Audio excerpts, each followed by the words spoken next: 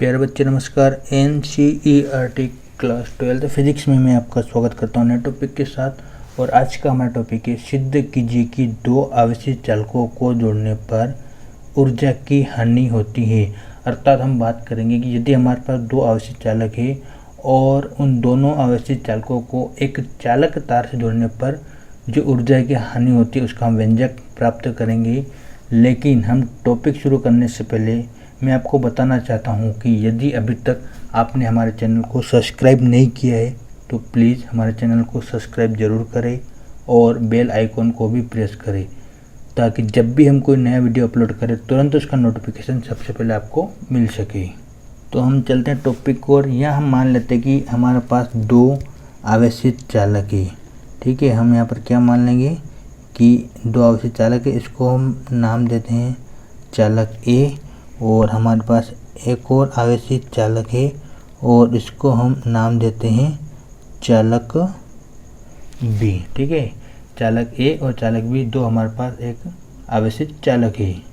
और हम यहाँ ये भी मान लेते हैं कि चालक ए पर आवेश Q1 है तथा चालक बी पर आवेश Q2 है तथा चालक ए पर धारिता C1 है और चालक बी पर धारिता हम मान लेते हैं C2 तथा चालक ए पर विभव V1 तथा चालक बी पर विभव V2 हम मान लेते हैं। अब हमने जो रिप्रेजेंट किया है उसको हम लिखते हैं। देखिए इसकी लैंग्वेज जो है बहुत इजी है। तो हम लिखते हैं माना ए और बी दो कुचालक है। ए और बी दो कुचालक है, कुचालक आवेश है।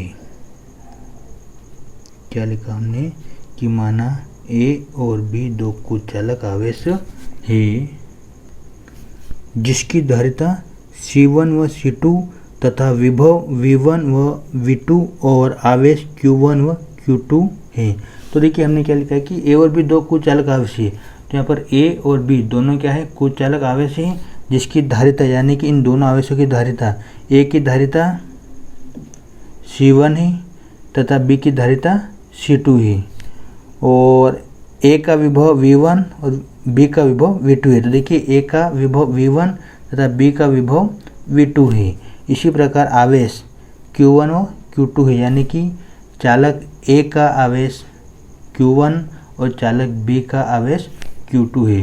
तो लैंग्वेज जो हमने लिखी है बहुत ही इजी है। जो हमने चित्र के अंदर रिप्रेजेंट किया है सेम टू सेम ऐसा ही हमने टाइप किया है। और चित्र हम एक बार और देखते हैं कि यदि हम दोनों चालकों को आवेश देते हैं तो आवेश जो है प्लस आवेश इनके बाहरी सतह पर वितरित हो जाता है दोनों आवेशों के ऊपर। और हमने यहाँ चित्र का नाम भी दे दिया है आवेशों का पूर्ण वितरण।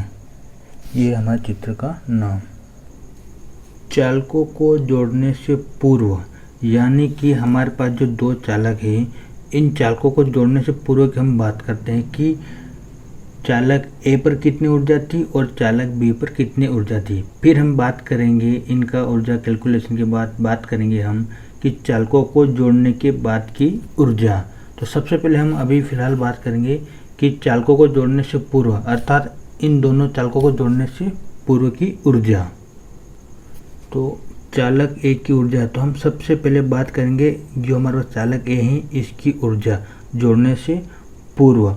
और चालक ए की जो स्थितिज ऊर्जा होती है उसको हम रिप्रेजेंट करते हैं U से। स्थितिज ऊर्जा को हम रिप्रेजेंट करते हैं U से क्योंकि हम बात कर रहे हैं चालक ए की, इसलिए हम यहाँ पर लगा देंगे UA यानी कि ये हो जाएगा चालक ए की स्थितिज ऊर्जा। और स्थितिज ऊर्जा जो है हम पिछले लेक्चर में पढ़ के आए वो होती है 1/2 CV²। ठीक है, क्या होती है 1/2 CV²। लेकिन देखिएगा आप लोग यहाँ पर हम चालक ए की बात कर रहे हो और चालक ए पर विभव V1 है, धारिता C1 है और आवेश Q1 है, इसलिए हम यहाँ पर नाम देंगे 1 और 1। यानी C1 और V1 का स्क्वायर। ये इसलिए दिया क्योंकि हम चालक ए की बात कर रहे हैं और चालक ए पर हमने आवेश को Q1, धारिता को C1 तथा विभव को V1 लिया था, इसलिए हमने यहाँ पर C1 और V1 नाम दिया है। इसी प्रकार चालक B की ऊर्जा, तो देखिए अब हम बात करेंगे इस चालक B की ऊर्जा, यानी कि इससे पहले बात की थी हमने चालक A की ऊर्जा, अब बात करें हम चालक B की ऊर्जा। और हम स्थितिज ऊर्जा को रिप्रेजेंट करते हैं U से, तथा फिलहाल हम बात कर रहे हैं B यानी चालक B, तो हम यहाँ लिख देंगे B, तो ये हो जाएगा स्थितिज ऊर्जा ऑफ चालक B।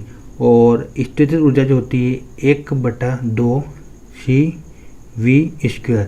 लेकिन देखिएगा हम चालक के यहाँ पर B की बात कर रहे हैं, इसलिए हमने यहाँ पर आवेश लिया था Q2, धारिता ली थी C2 और विभव लिया था V2, इसलिए हम यहाँ लिख देंगे C2V2। तो चालक B की जो ऊर्जा हो जाएगी वो 1/2 C2V2²। अब हम बात करेंगे कि जोड़ने के पूर्व कुल ऊर्जा, यानी कि चालक A और चालक B को किसी पतले तार से जोड़ने से पहले इन दोनों चालकों के ऊपर कुल कितनी ऊर्जा है उसकी बात करेंगे।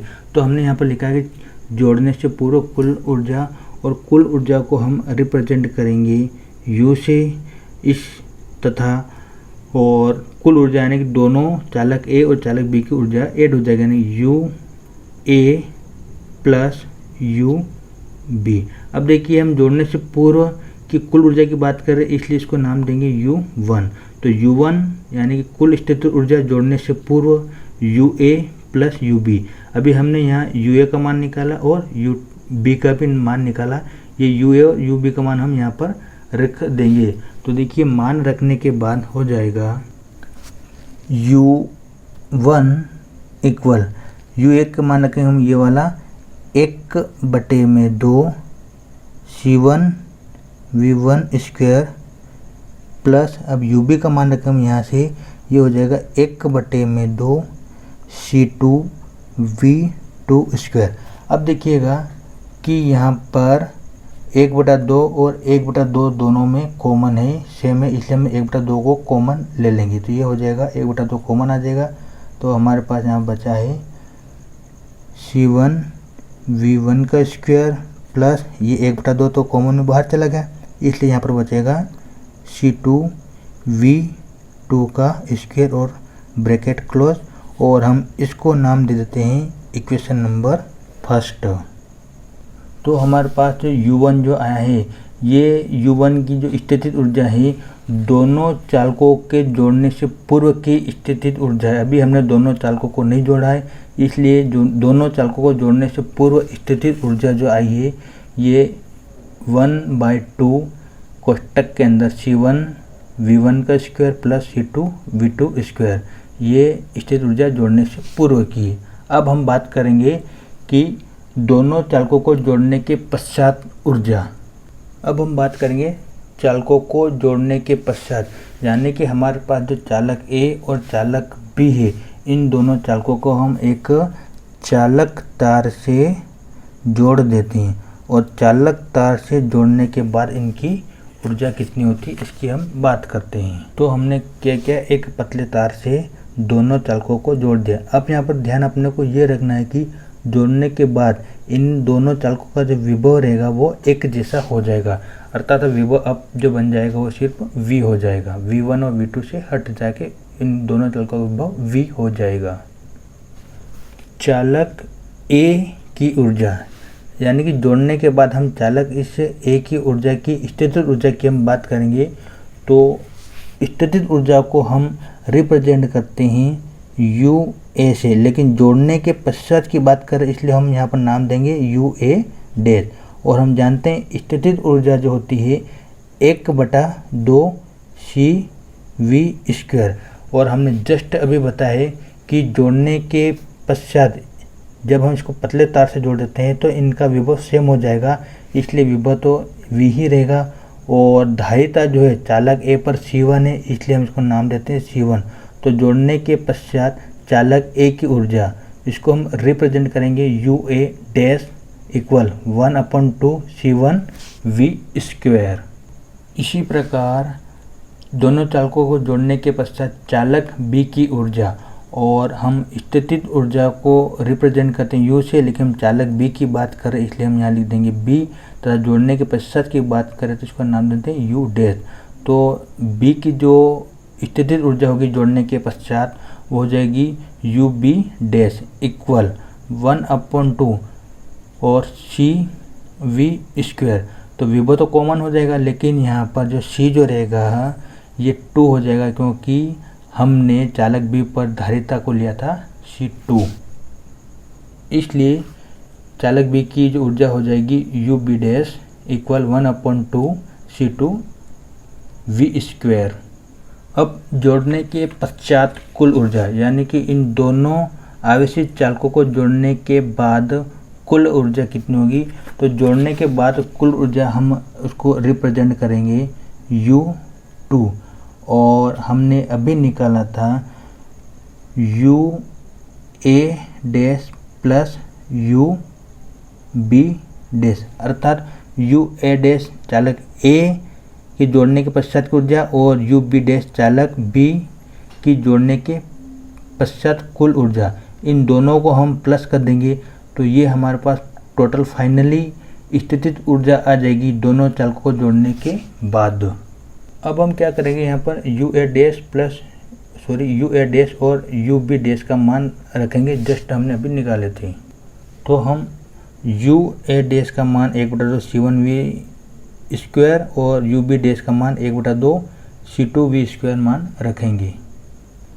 तो देखिएगा U2 इक्वल 1/2 C1V², ये हो गया UA डैश का मान, प्लस इसी प्रकार 1/2 C2V², ये हमने दोनों के मान रखे हैं।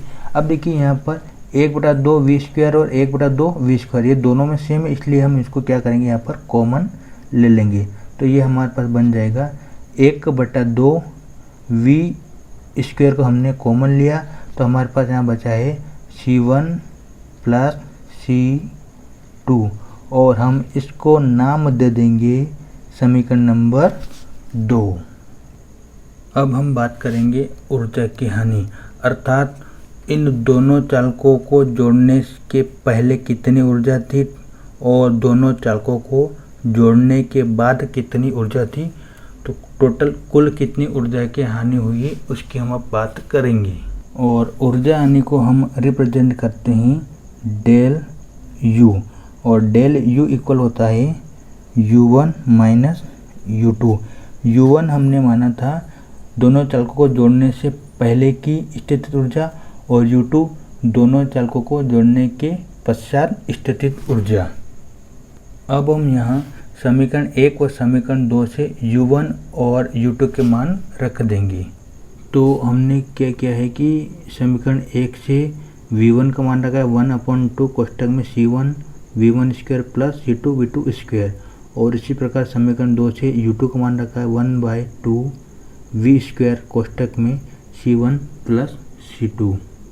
अब देखिएगा 1/2 यहाँ पर भी और 1/2 यहाँ पर भी, इस पूरे में से हम 1/2 को एक बार फिर से कॉमन ले लेंगे, तो ये बन जाएगा डेल U इक्वल 1/2, और फाइनली हमारे पास बचेगा C1V² plus C2V² minus V², और कोष्टक में C1 प्लस C2, ये कोष्टक क्लोज और ये बड़ा कोष्टक भी क्लोज, ये वाला। अब देखिएगा कि हमने पिछले लेक्चर में आवेशों का पूर्ण वितरण में पढ़ा था कि V equal C1V1 plus C2V2 upon में C1 प्लस C2। तो हम ये जो V का मान जो ये पूरा है ये हम इस V की जगह रखेंगे। तो देखिए मान रखने के बाद del U equal 1/2 same to same C1V1² plus C2V2² minus, अब हम क्या करेंगे, ये जो वी स्क्वायर में जो वी है इसका मान यहाँ से ये रखेंगे वी इक्वल वाला। तो ठीक है, स्क्वायर तो चलता रहेगा, तो ये रखेंगे हम C1 V1 plus C2 V2 upon में C1 प्लस C2। ये हमने v का मान रखा, ये वाला v का, लेकिन इस v के ऊपर स्क्वायर है तो हम फिलहाल इसके ऊपर भी पूरे के ऊपर स्क्वायर लगा देंगे। और फाइनली हमारे साथ चल रहा है C1 प्लस C2 और ये ब्रैकेट क्लोज और बाहर से ये बड़ा ब्रैकेट भी क्लोज कर दिया। अब हम इसको आगे सोल्व करेंगे। डेल u इक्वल 1/2, ये सेम ऐसे चल रहा है, C1 V1 square plus C2 V2 square minus, अब ये जो स्क्वायर पूरे पे इनको हम अलग अलग कर देंगे यहाँ पर। तो देखिएगा ये बन जाएगा C1 V1 plus C2 V2 का स्क्वायर और अपॉन में चल रहा है C1 प्लस C2 का स्क्वायर, और साथ में ये चल रहा है हमारे पास C1 plus C2 bracket close और ये बड़ा ब्रैकेट भी क्लोज। अब थोड़ा सा यहाँ देखिएगा कि यहाँ पर C1 प्लस C2 है और इसी के अपॉन में है C1 प्लस C2, लेकिन यहाँ पर स्क्वायर ये 2 बार है, इसलिए इससे एक से ये एक बार में कट जाएगा। तो अब हमारे पास जो बचा है डेल u इक्वल 1/2 ब्रैकेट के अंदर C1 V1 square plus C2 V2 square minus C1 V1 plus C2 V2 और इसका होल वर्ग, और अब अपॉन में बचा है इस ये स्क्वायर था, लेकिन एक स्क्वायर से ये कैंसिल हो गया, तो फाइनली हमारे पास सिर्फ एक ही बचा है C1 प्लस C2। अब यहाँ पर स्क्वायर नहीं आएगा क्योंकि ये स्क्वायर था, एक स्क्वायर से ये इससे कैंसिल हो गया है। अब हम आगे इसको सोल्व करेंगे। डेल u इक्वल 1/2 ब्रैकेट पहले से हम बड़ा यहाँ पर लगा देंगे। अब देखिए यहाँ पर C1 प्लस C2 हम यहाँ पर एलसीएम लेंगे, ठीक है। C1 प्लस C2 हमने ये वाला जो अपॉन में इसको हमने एलसीएम लिया है, तो एलसीएम लेने के बाद इसका गुण हम इधर कर देंगे, तो ये हमारे पास बन जाएगा C1 V1 square plus C2 V2 square. इसको हमने कोष्टक के अंदर ले लिया और इसका गुणा इधर कर देंगे, तो ये बन जाएगा C1 प्लस C2 और माइनस ये सेम हो जाएगा, तो इसको हम लिख देंगे C1 V1 plus C2 V2 और इसका वर्ग और ये कोष्टक क्लोज।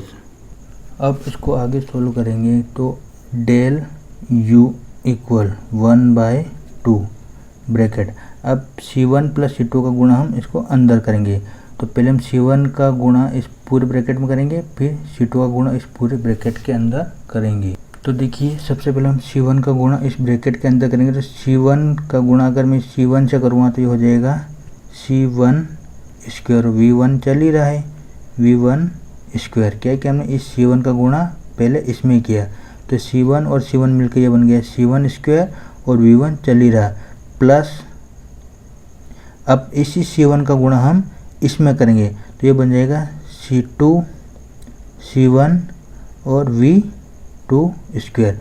कुछ नहीं किया हमने, सबसे पहले इस C1 का गुणा इसमें किया है और C2 का गुणा हमने इसमें भी किया है, ठीक है। तो ये पहली बार में C1 का स्क्वायर बन जाएगा और V1 स्क्वायर सेम चल रहा है, प्लस इसका गुणा फिर से हम यहाँ करेंगे, तो ये बन जाएगा C2 C1 V2 स्क्वायर। अब इसी प्रकार हम इस C2 का गुणा भी इस पूरे ब्रैकेट के अंदर गुणा करेंगे, तो देखिएगा, तो ये बन जाएगा हमारे यहाँ पर plus C1 C2 V1 square, ठीक है। हमने क्या किया, इस C2 का गुणा इसमें किया C1 और ये भी आ जाएगा C2 और V1 का स्क्वायर। इसी प्रकार इसी C2 का गुणा हम इसमें भी करेंगे, तो ये बन जाएगा C2 स्क्वायर और V2 स्क्वायर। देखिए इस C2 का गुणा हम इस C2 में करेंगे तो ये हो जाएगा C2 स्क्वायर और V2 स्क्वायर चल ही रहा है, माइनस के आगे C1 V1 plus C2 V2 का होल वर्ग, यानी कि A प्लस B का होल वर्ग बन रहा है।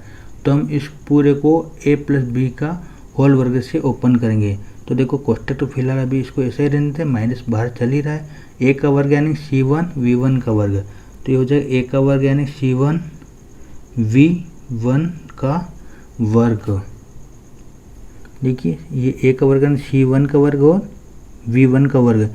इसी प्रकार प्लस B का वर्ग यानी C2 का वर्ग और V2 का वर्ग है ना, तो C2 का वर्ग और V2 का वर्ग प्लस 2AB यानी कि प्लस 2AB, तो 2 ये C1 V1 A है और C2 V2 V है, तो 2AB यानी कि C1 V1 C2 V2 और कोष्टक क्लोज। और इस पूरे के बटे में चल रहा है C1 plus C2, C1 plus C2।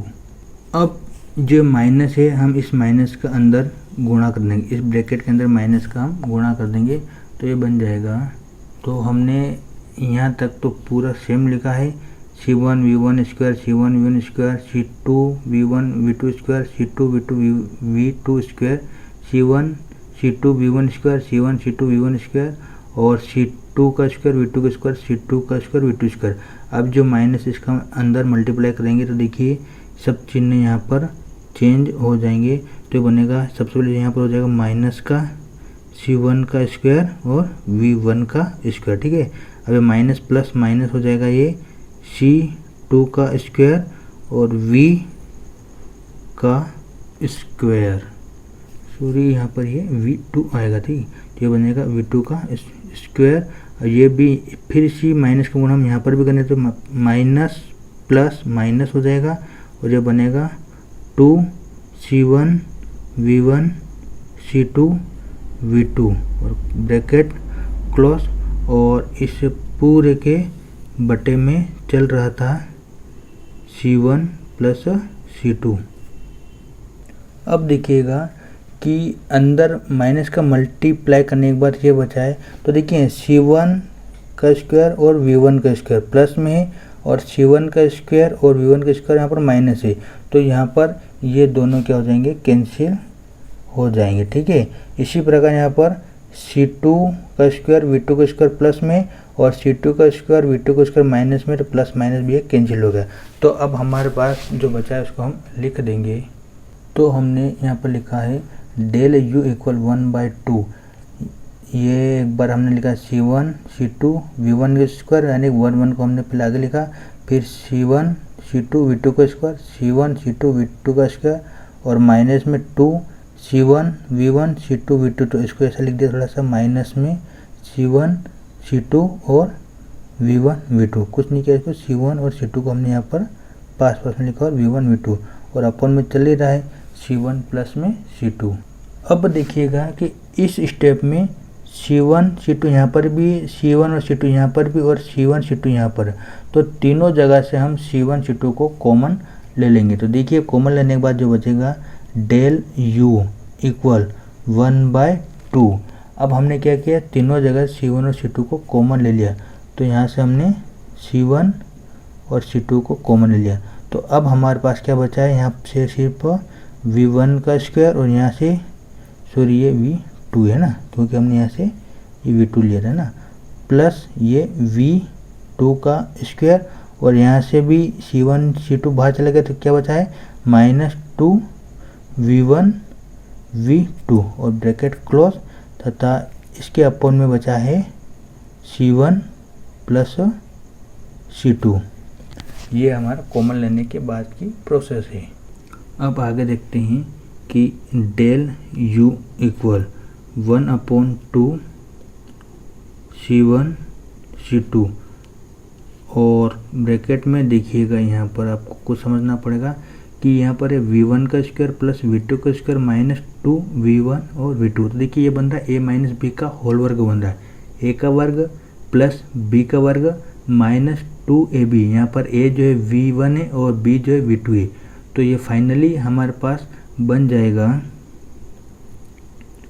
V1 plus sorry minus आएगा V1 माइनस V2 का होल वर्ग, और इसके अपोन में चल रहा है C1 प्लस C2।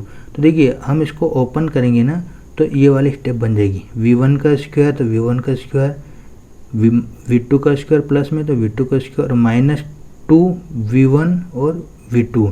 तो देखिए ये माइनस यहाँ पर माइनस आ जाएगा 2V1 और V2।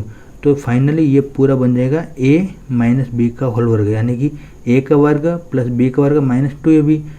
तो यहाँ पर हम हो जाएगा ये V1 का वर्ग प्लस V2 का वर्ग माइनस 2V1 इंटू V2। और इसको हम थोड़े से और अच्छे से लिखने का कोशिश करेंगे कि del U equal 1/2 C1 into C2 upon में इसको यहाँ पर हम लिख देंगे C1 प्लस C2, और ये कोष्टक में चल रहा है हमारे V1 माइनस V2 का वर्ग। ठीक है, हमने इसको थोड़ा सा मॉडिफाई किया है। और अच्छे से इसको अपन लिख सकते हैं कि del U equal C1 C2 और V1 माइनस V2 का होल वर्ग और अपॉन में 2 C1 प्लस C2। तो ये हमारा अभिष्ट ऊर्जा हानि का व्यंजक। ये आज का जो डेरिवेशन है बहुत ही इम्पोर्टेंट डेरिवेशन है, आप इसको ध्यानपूर्वक समझिएगा। फिर भी यदि आपको कोई इसमें दिक्कत हो तो आप कमेंट ज़रूर मेंशन कीजिएगा, ताकि हम आपकी परेशानियों को समझ सकें और नया वीडियो अपलोड कर सकें। जय हिंद, जय भारत।